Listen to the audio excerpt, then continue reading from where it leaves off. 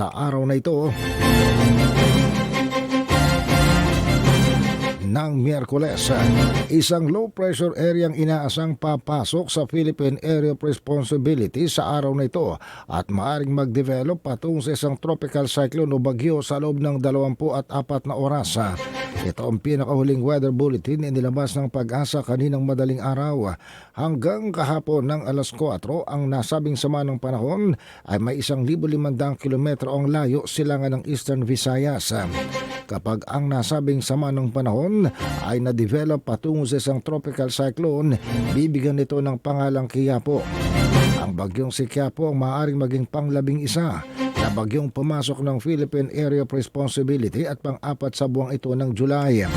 Nauna sa rito, sinabi ng Pag-asa ng low pressure area ay inaasang papasok ng Philippine Area of Responsibility sa pagitan ng hapon at sa umagang ito ng Miyerkules.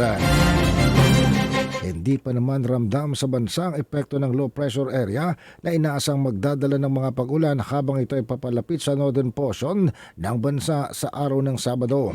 Samantalang Western at Central Visayas, ganon din ang Negros Island Region, ganon din ang Palawan at Mindanao ay magkakaroon ng maulap na kalangitan, may kalat-kalat na pag-ulan, pagkulog at pagkidlat sa naman ng pag-iral pa rin ng southwest monsoon o habagat.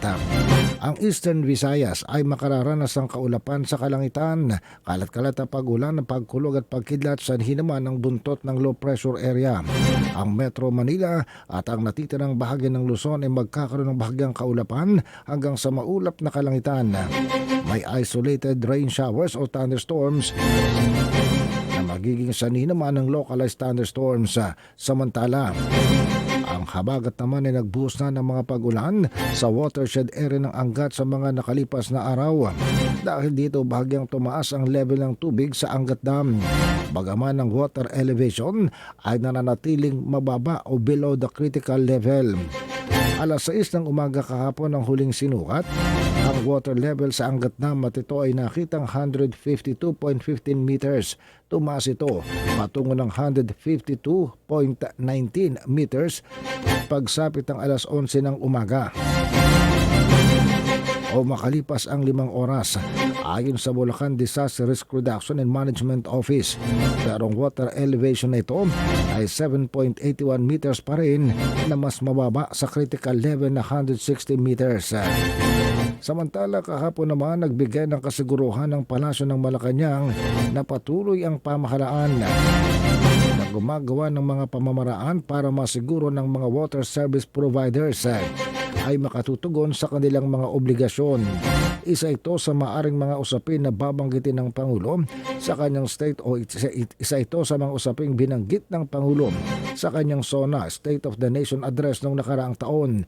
Ayon sa Palasyo ng Malacanang, ang Local Water Utilities Administration o LUA, pinaguhusay ang delivery ng water services sa pamamagitan ng pagde-develop ng bagong water sources at pagpapalawak sa water networks.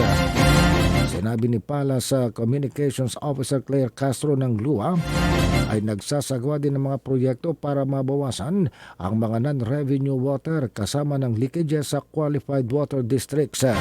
Kaugnay naman sa mga water districts ang LUA, sisiguruhin daw ng obligasyon sa ilalim ng joint venture partners ay matutugunan alang-alang sa mga countrymen o kababayan natin at mga kangailangan ng accountability at titingnan kung may paglabag na ginagawa ang mga joint venture partners sa kanilang mandate or obligation. Sabi pa ng Malacanang, minomonitor ng LUA at pinag-aaralan ang quality ng serbisyong ibinibigay ng mga water districts.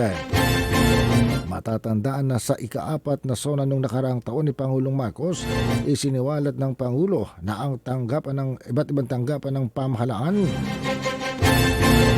ay nakatatanggap ng maraming reklamo sa mga may bahay na hindi raw sila nakaka-access sa water services. Mahigit 6 na milyong mga consumers ang nakaka-apekto sa nasabing problema.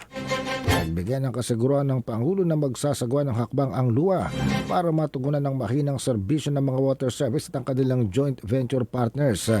Nakadalasan dito ay Prime Water, ang kumpanyang pag-aari o nauugnay sa mga bilyar. Sisiguruhin daw ng luwa ng water services na ibinibigay sa milyong-milyong mga kababayan ay maayos at magiging affordable, hindi kagaya ng ito'y sumailalim sa joint venture sa mga water district na pag-aari ng gobyerno.